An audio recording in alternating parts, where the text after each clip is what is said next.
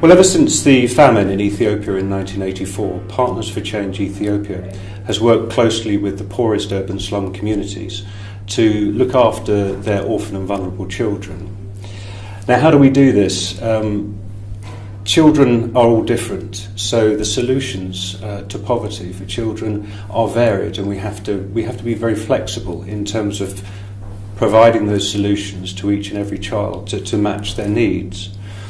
Probably the best way to explain it is by taking an example of an orphan that we've helped during the last 30 years. One that springs to mind is Bethlehem, who was a young 7-year-old girl who we found on the streets of Ethiopia.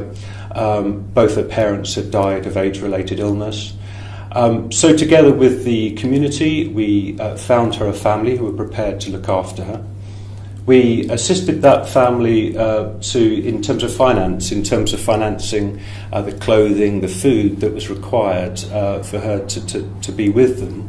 And during that time, we helped them set up a small business so that they could generate income. They could afford to look after Bethlehem in the long term and also look after their own children. Now, Bethlehem had never been to school, so we were keen to give her extra tuition so that she could catch up with her classmates. Also, in the community that she lived in, there was no water or sanitation. So we provided communal showers, toilets, and communal water pipes as well, so that people could have access to fresh water.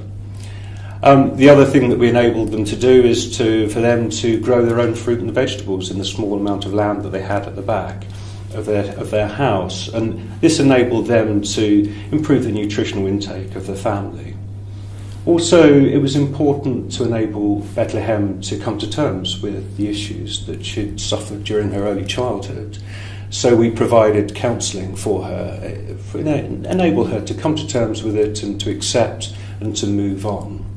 Now Bethlehem is successful. She's a 17-year-old girl. She is looking forward to going to university in September, and she's keen to help out her community, to give something back, which is a really positive story. She helps every weekend working with a youth organisation, teaching people about the dangers of HIV and AIDS. And someday when she graduates from university, she wants to become a community worker, a community leader.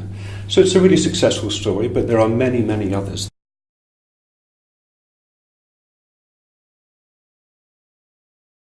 Well, this year, like every year, we need to reach out to more communities. We've reached to over 1 million people in Ethiopia, which is a huge achievement. But there are still other communities that we're keen to work with. So funding is always an issue. Getting our message across is always really difficult because we're a small organisation with small resources.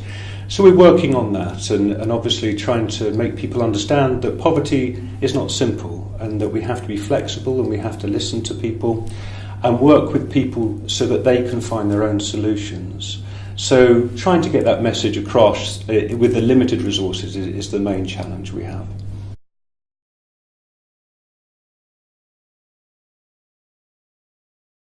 Well, I mean, I'm driven sort of really early in the morning because Ethiopia is 3 hours ahead, so the emails start coming in very early, which is fine. It gives me a head start. It's great. I think that we've worked for 30 years in Ethiopia. We've found, with our local partners, we've found really effective solutions to poverty.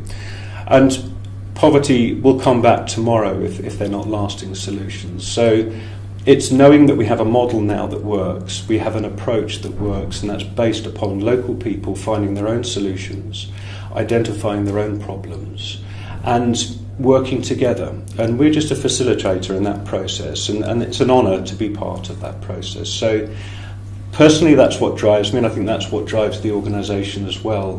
We've got a great track record, and as I said, we have many communities to help in the future. So that's something that's it's great to be part of.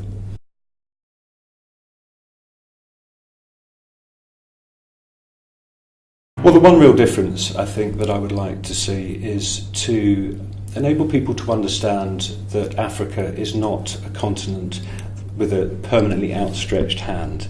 That if you give people just a small amount of startup help, then they will respond and they will fly.